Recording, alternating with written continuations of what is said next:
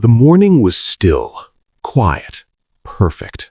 A thin layer of autumn mist hung over the sleepy streets of Maplewood, Oregon, the kind of peaceful Saturday morning that makes you believe the world is gentle, that nothing bad could ever happen in a place so soft, so still, so beautiful. Inside a small but warm house on Clover Lane, the smell of chocolate milk drifted through the hallway. Cartoons flickered on the television screen, filling the living room with cheerful colors and silly sounds. A little girl sat cross-legged on the carpet, her dark hair in two uneven pigtails, the kind only a loving father, not a hairdresser, could make, giggling at the dancing characters on the screen. Her name was Emily Carter.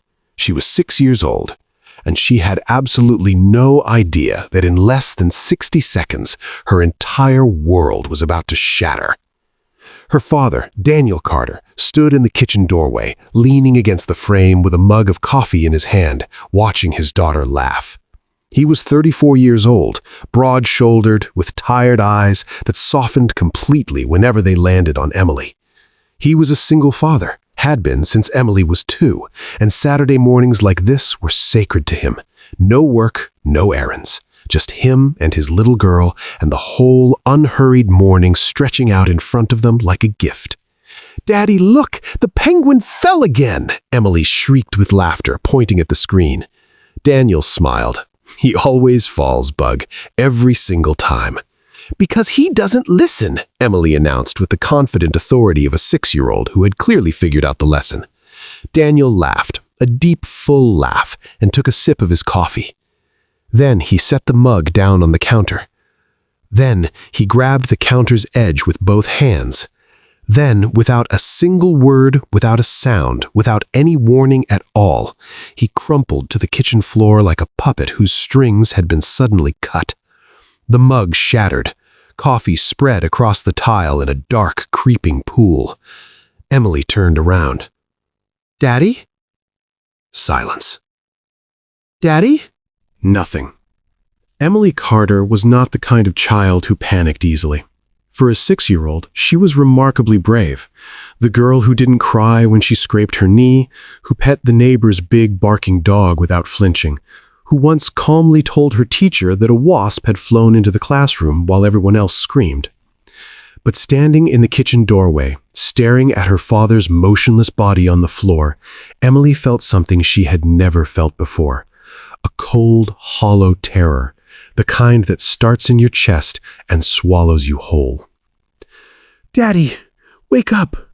Daddy, please!" She knelt beside him. His chest was rising and falling, barely, slowly, but he wouldn't open his eyes. His face was pale. His hand was limp when she grabbed it. "Daddy!"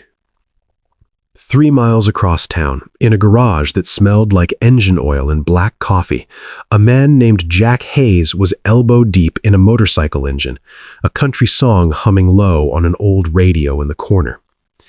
Jack Bulldog Hayes was not the kind of man most people crossed the street toward. He was 47 years old, built like a defensive lineman, with a graying beard that crept down his jaw and a leather jacket that had seen more miles than most people's cars. His knuckles were scarred, his arms were tattooed from wrist to shoulder, skulls and eagles, and a small cross on his left forearm that most people never noticed. He was the president of the Iron Brotherhood Motorcycle Club, a group of 90-some riders who roared through Oregon's highways on weekends and raised eyebrows everywhere they went. What most people didn't know about Jack Hayes, he had been an EMT for 11 years before a back injury ended that chapter of his life. He had pulled people from burning cars, performed CPR in parking lots, talked desperate strangers back from ledges. He had seen the worst moments of human life up close, and he had chosen every single time to run toward them, not away. He had a daughter once. She had died of leukemia at the age of 7, 14 years ago. Her name had been Grace. Jack Hayes still thought about her every single day. His phone buzzed on the workbench. Unknown number. He almost didn't answer. He answered. "Hello?" His voice was low and rough, like gravel under tires. Silence. Then a small trembling sound. Not quite words, not quite crying, something in between. "Hello? Who's this?" Jack frowned, wiping his hands on a rag. A tiny voice, barely above a whisper. I was trying to call 911.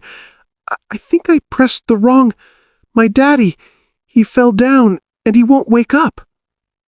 Jack went very still.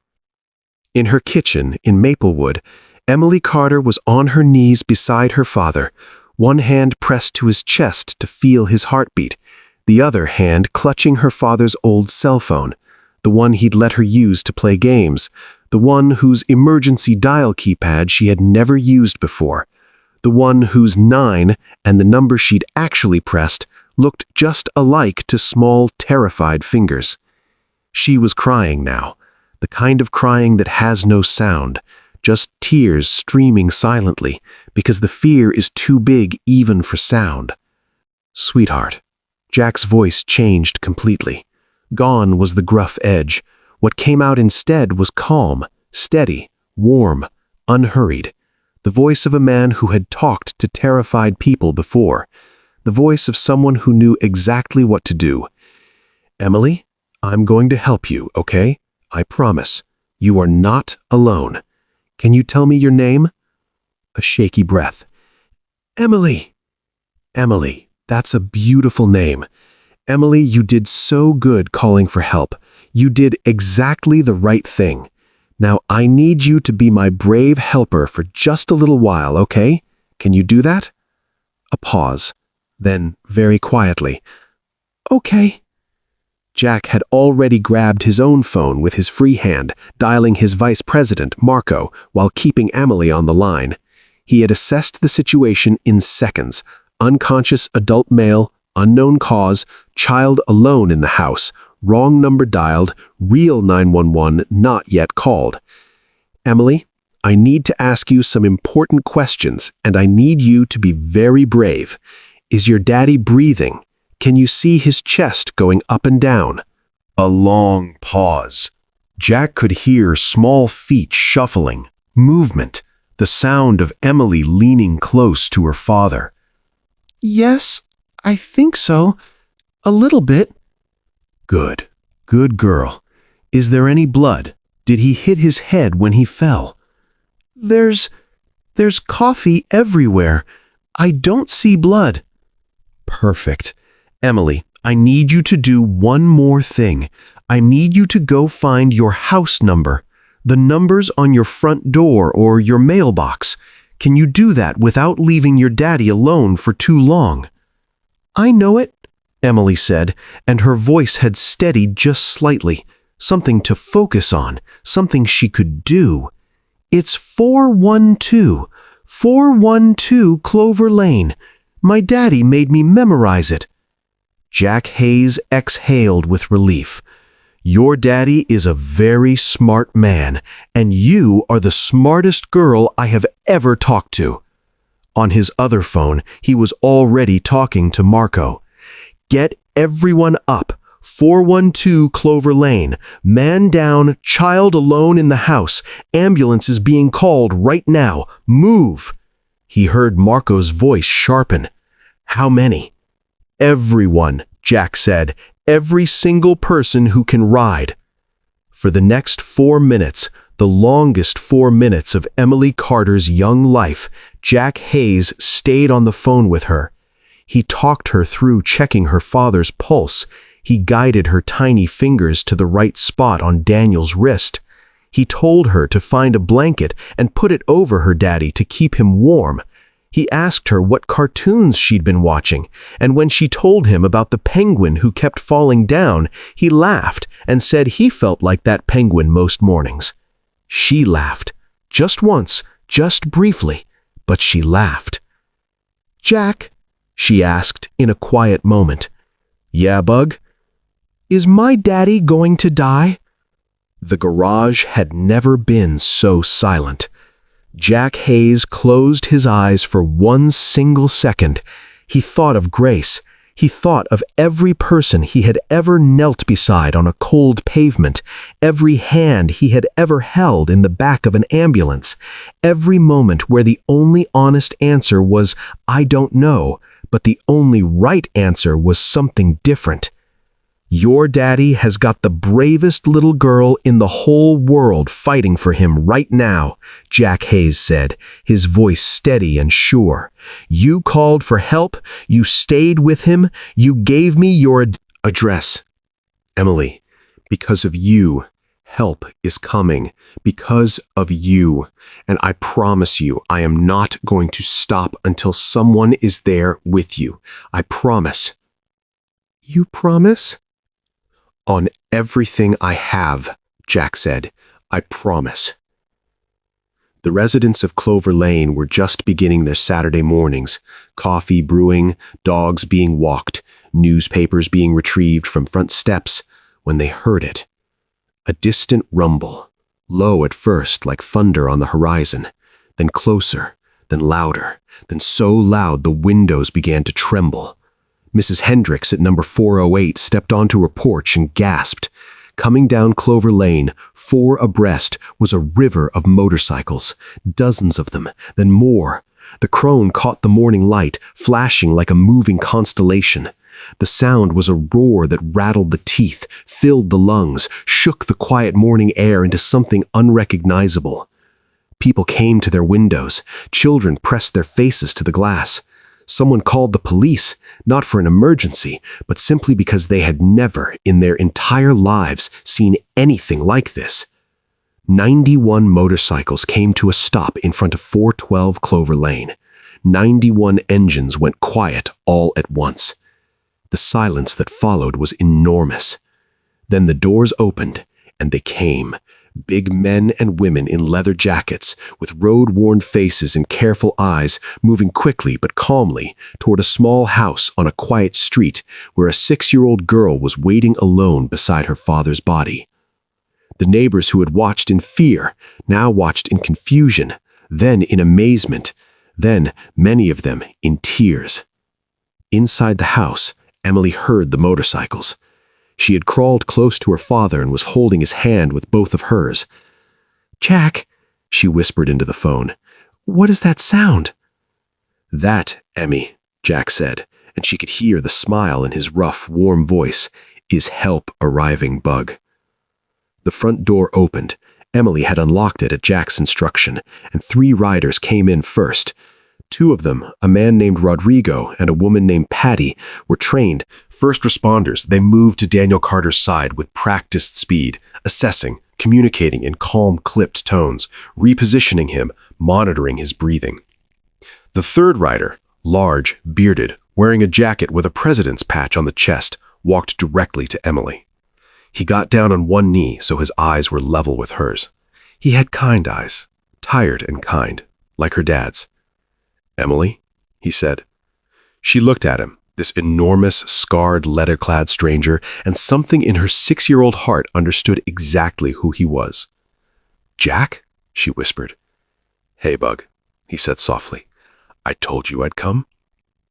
Emily Carter walked forward and wrapped her small arms around the neck of Jack Bulldog Hayes, and she held on with everything she had. And Jack Hayes, this man who had ridden 1,000 miles of hard road, who had buried a daughter and carried that grief like stone, who had spent decades being the person everyone else looked at sideways, wrapped his arms around this tiny, terrified little girl and held her like she was the most precious thing in the world. Because in that moment, she was. "You're okay," he murmured into her hair. "You're okay. I've got you. You're okay." The paramedics arrived 7 minutes later. By then, Rodrigo and Patty had stabilized Daniel Carter, identified the likely cause, a severe cardiac event, and kept him alive long enough for the professionals to take over. The ambulance crew later said that the early response had made a critical difference, that without it, Daniel Carter would almost certainly not have survived. As the paramedics wheeled her father toward the ambulance, Emily ran to the doorway. She watched them load him in. She watched the doors close. And then she felt a large, warm hand settle gently on her shoulder. She looked up. Jack Hayes stood beside her, looking out at the ambulance, his jaw tight, his eyes steady. "Can I ride with him? To the hospital?" "You can," Jack said, "and we'll be right behind you. Every single one of us." He was not exaggerating. 91 motorcycles followed that ambulance through the streets of Maplewood, Oregon, all the way to the hospital. Every single one. Daniel Carter survived. It was a massive cardiac arrest, the kind of event that kills 90% of people who experience it outside a hospital, the kind that doesn't give warnings, doesn't negotiate, doesn't care that you're 34 years old with a daughter who needs you. But Daniel Carter had something most cardiac arrest victims don't have. He had Emily. He had a 6-year-old girl with shaking hands and tear-blurred eyes who had grabbed a phone in the worst moment of her life and pressed the wrong number, and had somehow, impossibly, found exactly the right person. He was in the ICU for 4 days. On the 5th day, they moved him to a regular room. On the 8th day, the door to his hospital room opened and Emily walked in, her dark pigtails somewhat more even than usual, carrying a drawing she had made. A little girl and a big man on a motorcycle, both of them smiling, both of them waving, with the words, "Thank you, Jack," written across the top in red crayon. Behind her came Jack Hayes, holding 2 cups of terrible hospital coffee, wearing his leather jacket and his worn boots, and looking slightly uncomfortable with the flowers someone had made him carry. Daniel Carter, pale and thin in his hospital bed, looked at the enormous biker standing in his doorway holding grocery store carnations. "You're Jack?" he said. His voice broke on the name. "I'm Jack," the man confirmed. Daniel Carter reached out his hand. Jack Hayes crossed the room and took it. They held on for a long moment, 2 strangers connected by a wrong number, by a little girl's courage, by the strange and fragile miracle of being alive. "She talked about you the whole time," Daniel said finally, glancing at Emily, who was arranging the flowers with great seriousness in a plastic cup of water. She wasn't scared. She kept saying, "Jack told me it was going to be okay. Jack promised." Jack looked at the little girl. She looked up and grinned at him, wide and unguarded, the grin of a child who trusts completely. "She was the brave one, not me. I just answered the phone." In the weeks that followed, the story of Emily Carter and Jack Hayes spread through Maplewood like a warm light. It traveled further than that, across Oregon, across the country, across the world, passed from phone to phone and heart to heart, by people who needed to be reminded of something they already knew but had somehow forgotten. That people are not always what they appear to be. That the person you might cross the street to avoid